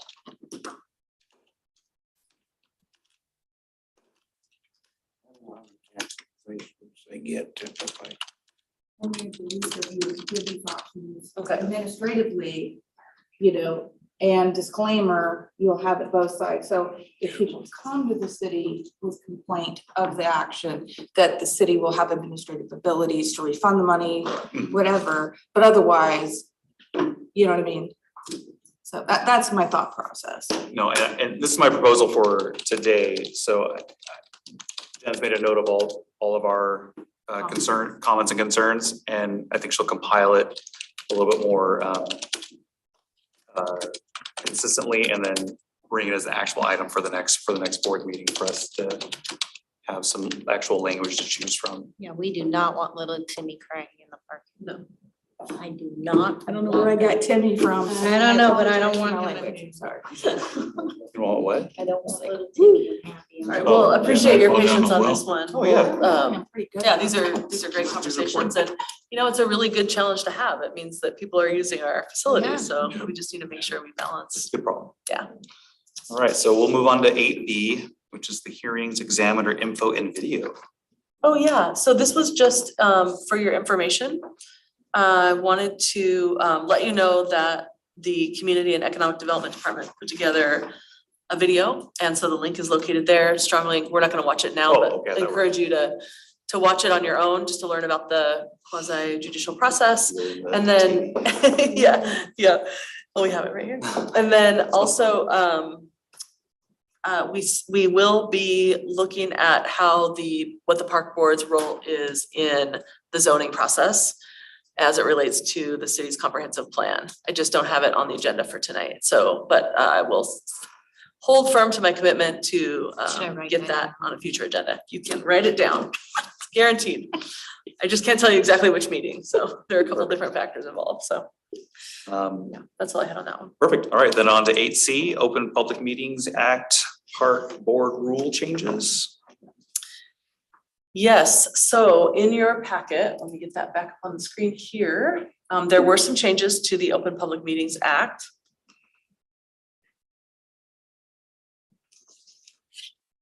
Gotta get my packet back here. It likes to go away sometimes. No. I'll share it with you all. We're doing okay. Does anyone need a break? Like a 5-minute break to? I'm good. I feel like we're making progress. I'd rather plow through. I know. There's lots going on. I know. Already got comments for this. You got what? Oh, Okay, so I was able to, I put the staff report that went in to city council, just so that you guys have some of the background. You know, it's related to public meeting accessibility and participation. So it was signed into law, March 24th, 2022.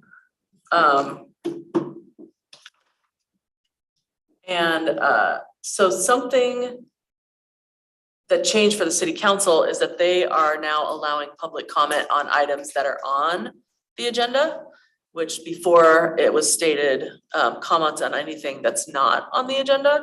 The park boards never had that. And so for us, or for you all, it's always been just public comment on anything. So there's no change there.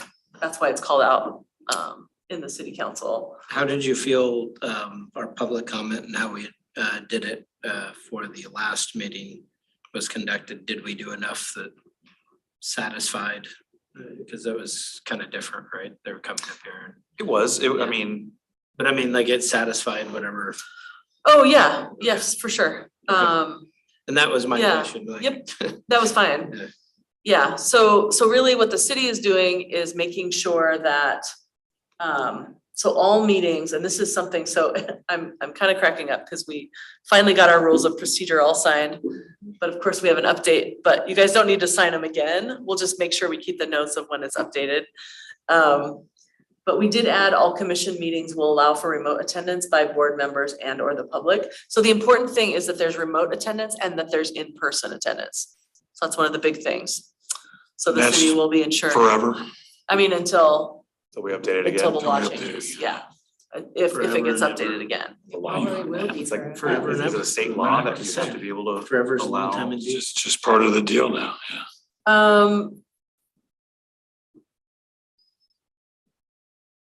Well, the state law is that the in-person Oh, is available. oh, okay. And,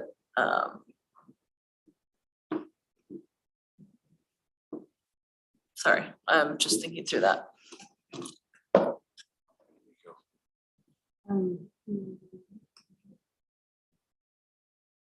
Yeah, so, look back.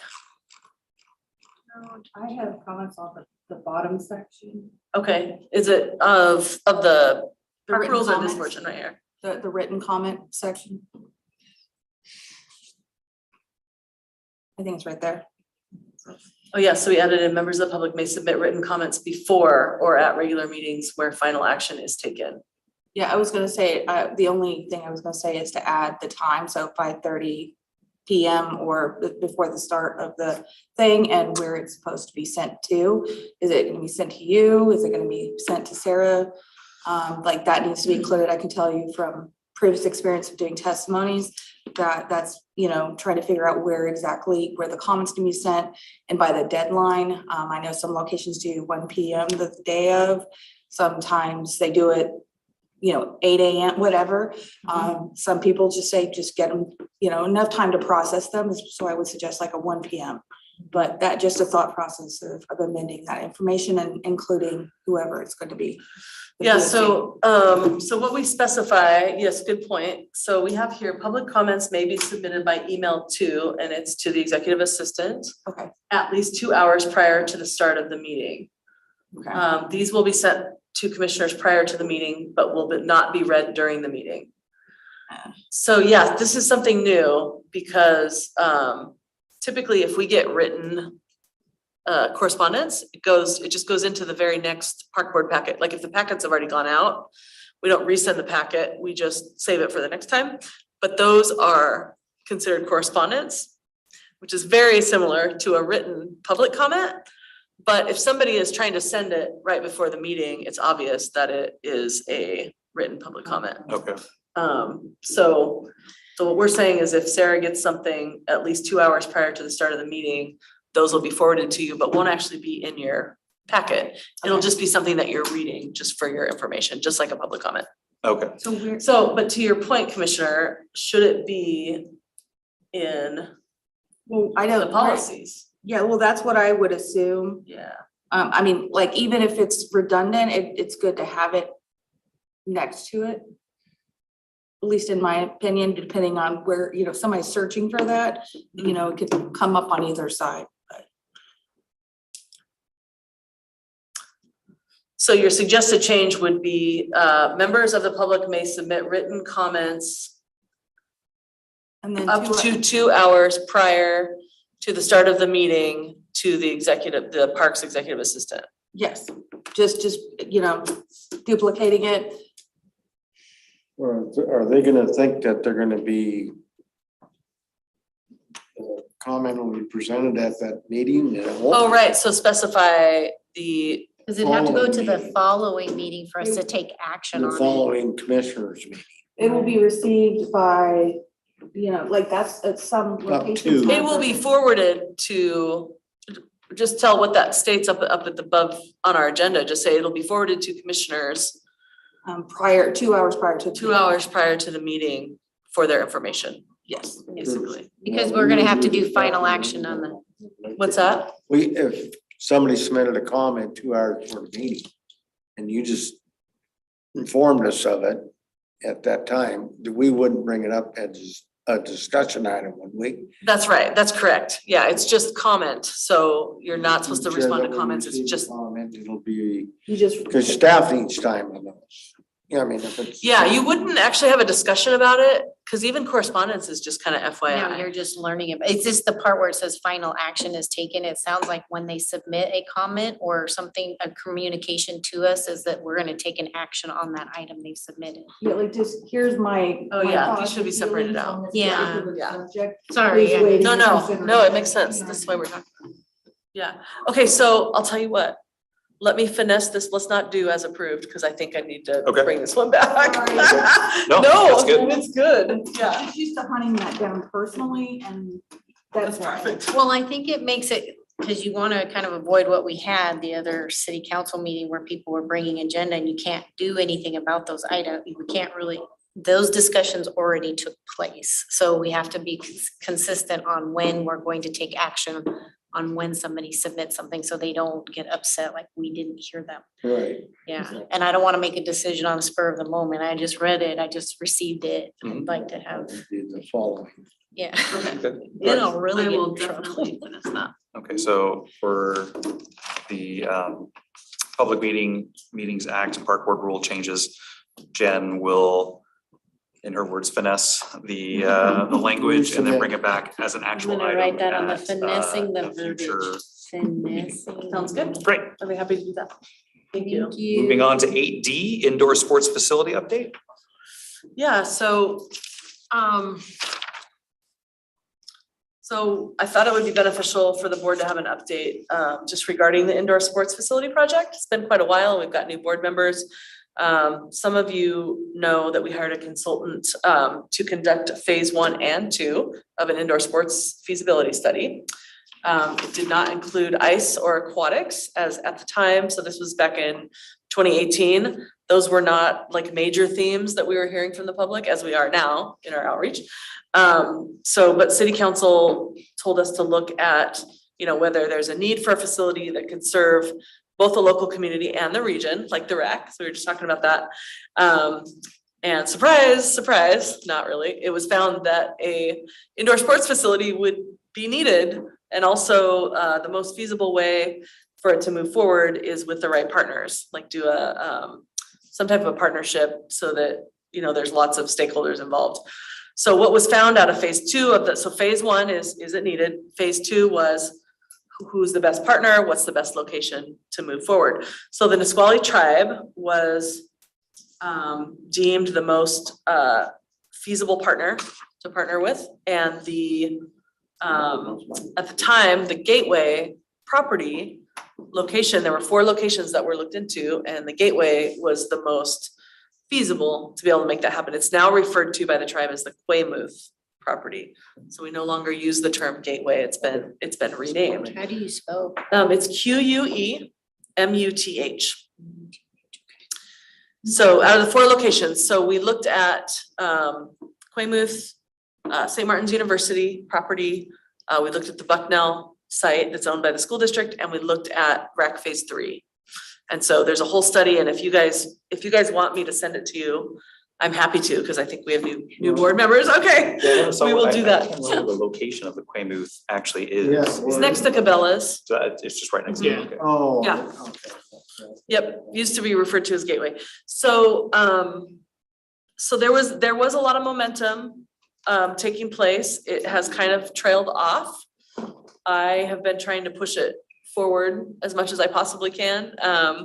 These are the things I do when we're, we're not talking about, like, I might not be telling you about it, but I'm In the ever trying to background. push it forward. I'm meeting with stakeholders. We do have basketball, soccer, pickleball, track and field, and now badminton stakeholders Yes. that would all benefit from something like this in Lacey. So my ultimate goal is to get everyone in the same room and figure it out, but there are some pieces that are outside of my control.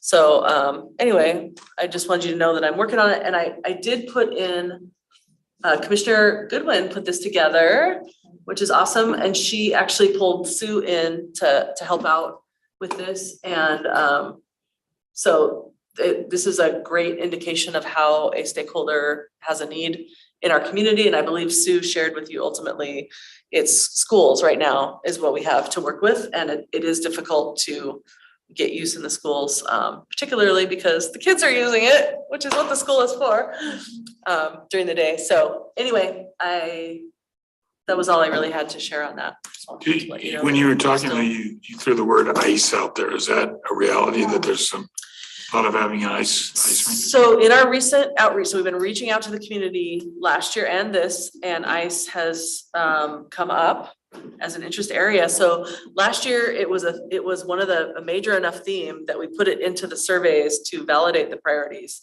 this year. So I don't know if you read the survey when you're out at the events, but it just says because indoor activities are very wanted, desired. And so the survey says basically, what type of indoor opportunities would you prioritize? And it gives like ice, indoor playground, indoor sports facility, sport courts, teen center, senior programs, the stuff that we heard.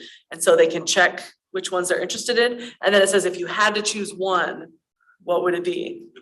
And so and so we'll see. I need to get some data before you on. I don't think there would be an empty spot on the ice if there was an ice rink. Just every place I've been I've only been to the Bay Area besides here, but Oakland Ice Center is just, it's like skating in Grand Central Station. I mean, it's just like 100, they bring the Zamboni out and 5 minutes later, the ice is tore up because there's so many people out there. I'm talking about free skate, when you're just out there goofing around, but I think it would be awesome to have that. And hockey people would want to start having hockey, but yeah, it would be Another thought to that kind of goes back to something I brought up before. And you guys brought up the Commons from Clarksville, Tennessee, with the ice rink at that same location. The location they have, during the winter time, it acts as a skating rink and it's multi-purpose. And then during the summer, it's multi-purpose and it gets a grass fit and there's a stage. So as another consideration, and I know that you guys were already looking at that as a case study. I didn't see it when they discussed it. They only looked at the water feature aspect of it where the kids run through it. But that is a huge money maker, and they have mixed use with retail and food.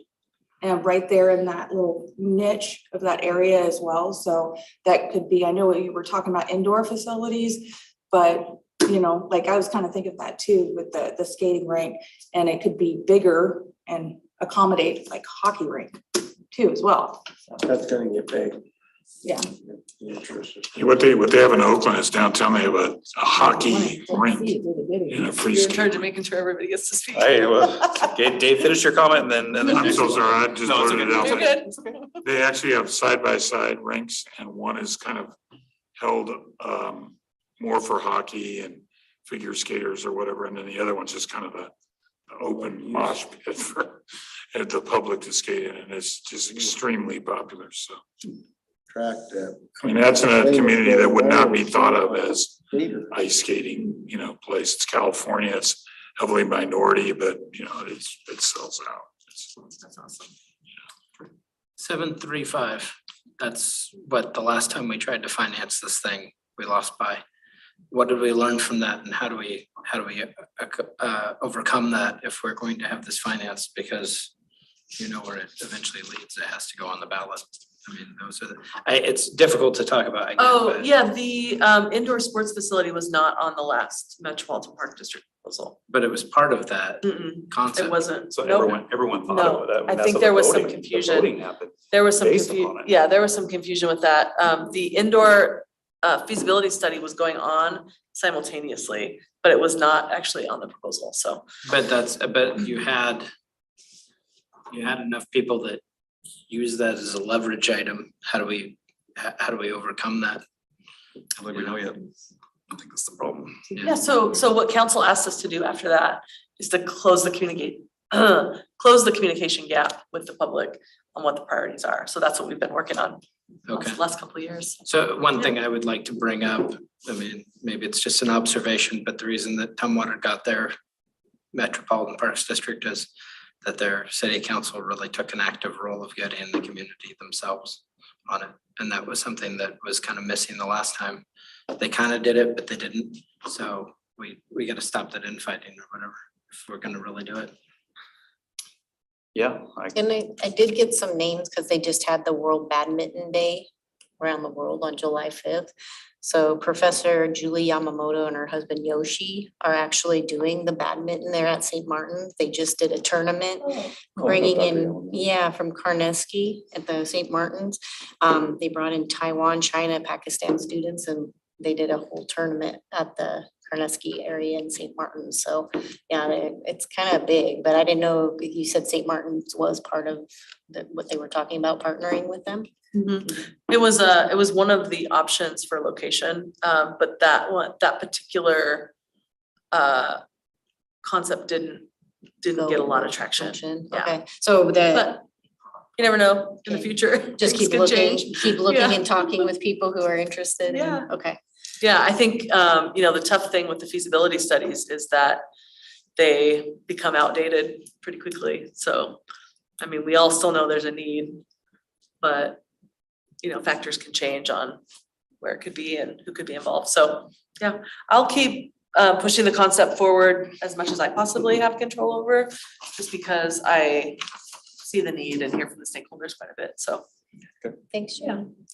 all right, moving on to 8E. July is Park and Recreation Month. yeah, so I will be doing some slides at tomorrow night's council meeting. And there's a proclamation too that the council members will get to read, but this is the National Parks and Recreation title for July is Parks and Recreation Month. We rise up for Parks and Recreation. So it's kind of cool. I get to kind of present and talk about the benefits of parks. And so I'll be doing that tomorrow night. And this year, unfortunately, just because of capacity, we haven't had a lot of activities around. I'm kind of kicking myself for not bringing something in with the booths, just telling people that it's, all the booths that we're doing, it's Parks and Rec Month. But, just with capacity right now and everything that's going on, kind of picking our battles. But we'll hopefully do some online stuff, maybe through social media. And next year, we'll pick your brain early on what we can do for Parks and Rec Month. So. And then next up is your report. Okay, a couple quick things Sue gave me. For C.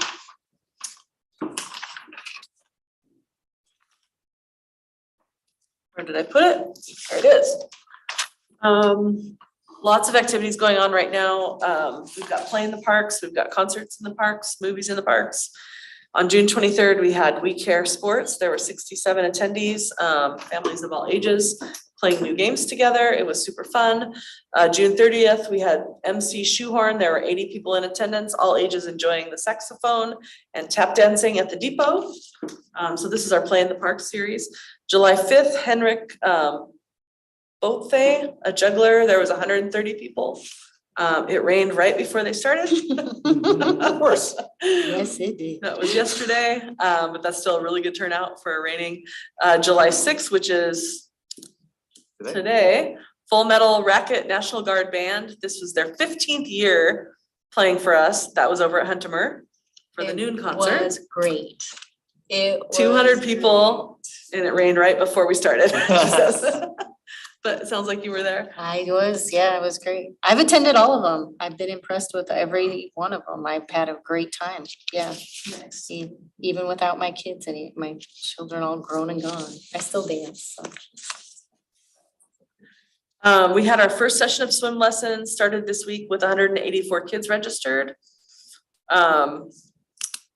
Summer day camps and playground pals programs are full with over 120 kids registered weekly.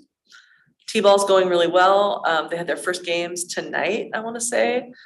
And then this event, so from our park rentals staff, they said to make sure everybody knows Barbecue Fest is this Saturday at Huntemer. It's not a city sponsored event, it's a park rental, but it's something the community has really loved. So if you're interested, check it out. And then the only other thing that I have is that we have made offers to 2 new recreation coordinators. We're hiring a youth and teen coordinator and a sports and fitness coordinator. And we just don't have the official letters yet, so I can't say who it is, but next time I'll be able to announce. So Cool. we are getting help and that's gonna be awesome. Great. Any other items for your report? The only thing I would want to do is just see if Jamie is still on, if he has anything to report, but he wasn't sure if he would be here at this time. He's no longer on the Zoom. Okay, that's all I had. Perfect. All right, any additional commissioners report? July 3rd was great, went to it. I'm not against free speech and I understand when people come with their little Bibles and all that, but some of those groups were starting, I just noticed got a bit aggressive. It's like, they were, and I don't know why, but so my question is, does it violate park policy after a certain point to where, like when you're seeing that, and how can we address that without it becoming a bigger spectacle? I think someone would have to complain about it, Yeah, right? I used to have a lot of people kind of going like, what is this? Cause you have the person chasing them with the Bible kind of thing. And it's like, whatever. Right. Yeah, but they have the little knapsacks of Bibles. But my thing is just like, how do we combat that without breaking their, I guess I realize you have First Amendment, but Yeah, free speech and it's just the point at which if a person feels uncomfortable or threatened in any way, they can, it's really the police that enforce that sort of thing. okay. So I don't know, but and then I thought the spread out of the food was great. And the fact that it was more kind of done in a way that kind of wrapped around, I think actually made the lines smaller. So, yeah. Thanks, Troy. Any other commissioners? I had the Juneteenth barbecue. I kind of going back to that. We attended that and the booths that were present would actually trade school for the barber shops. What I thought was amazing, they were out there cutting hair and Mayor Ryder was in the line. So that was really awesome to see, which was they were presenting job opportunities for those individuals. They also were putting in the commissioner positions that were open during that time as well. The gentleman that was in that booth for the rec was awesome. He did a great job. That was Deputy Chief Hollis. Yeah, he was in there and then there was another gentleman in there that they were pairing off of each other very well with the jobs that are open and our commissioner positions. They really worked well on that. And the free food was provided for the community. I think that's amazing. Yeah, so that event, just to make sure everybody knows, that event was put on by the Fred U. Harris Lodge in Olympia.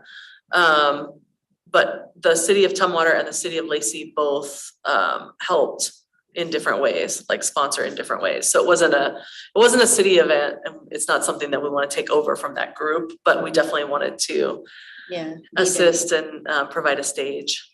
So They did a great job. Yeah, and then they had the games set up and I got to play with little kids in the community, which was awesome. So I really enjoyed that because that's where my wheelhouse. And then, like I said, Mayor Ryder was there and Deputy Mayor Miller was also present. So they were really engaged with community members. It was really great to see them out there. So that was awesome. The drop off for the bus, and I know we talked about this on our tour, the bus drop off was great. Pickup is a little bit different. There's no seating out there for any of the individuals. And I think you told me to speak with the planning for that or intercity transit to see if we can put a bus sitting on Marvin and 8th because there's nowhere to sit when you wait for the bus. and that's at the rec. That's at the That's right. rec on Okay, Marvin that's and on the 8th. tour. We were talking about that, right? Yeah, Okay. yeah. Yeah, let me. And if we're going to encourage intercity transit, not having that as an accessible area to sit is problematic. Very valid, very valid. Mhm. I'm getting older. I can't stand for long periods of time. I'm just kidding. Okay. Do you feel my pain? Yeah. Yeah. Now, was that, what is that up for you? I think so. Yeah, I have lots of things because I've been to all of the events, so I just wrote them, I typed them all out and I'll just give them to Jen. She can do what she will. I know, I've enjoyed it so much. I feel like I'm just kind of doing like a little journal of Lacey, going to all of the events. The Lacey Depot one was fun. They want trees. It was really hot in the gravel, but the restrooms were awesome. The indoor seating everybody loved, it was great. But yeah, I just made comments on what people said and what I Okay. got back as feedback just to help. And then to congratulate staff members because the facilities are spectacular. Oh, thank So if there's anybody in the maintenance and facilities that I can, send a thank you to, they do. I would love to send that on to them, so please. Yeah, so I got them already. Work hard. Any other commissioners? Okay, one thing I would want to state is just my, I just always want to keep it fresh on my desire for for the phase 3 of the Wooden Bat League Stadium. I have a big desire for that, and recently it was kind of all over the news. So the Port Angeles Lefties for the summer, they have Golden Tate playing center field for them and prepare for trying to get a major league slot. So, but just the amount of people who were texting me and just like, hey, did you see that, just the buzz on Facebook and just the social media of just that, one Seahawk playing baseball for the West Coast League and having that platform here in Lacey, I think would just be amazing. So I don't want to give up on it. I know could be a long ways out, but I'm just going to be the one that just wants to keep it fresh in everyone's mind. That is something that is, I think, very feasible. Actually, I don't know how this helps at all, but the guy that started the Ole Town Artesian soccer program, which is pretty big now. Brandon Sparks. Brandon Sparks. He's now doing that Dub C fish sticks in West Seattle in that same league. Oh, it's in the West Coast? Yeah, but he lives up there now, so Yeah. I don't know how valuable he'd be to us, but he knows a lot about this. Well, luckily, I mean, there are a lot of connections that we have for that as well to be able to help navigate that. But really what our challenge is funding, is the biggest thing and just getting that sports facility completed. So you're talking about a separate baseball stadium than I think that team's not in the West Coast, are they? I think it's a different league. well, they were playing the Lefties the other day, that's why. Oh, Well, they do they do Yeah, I know. interleague Okay. Because stuff. Brandon was on Twitter and I'm gonna drive up to Port Angeles and watch game. Okay. Then he didn't, so he said I got too lazy and didn't do it.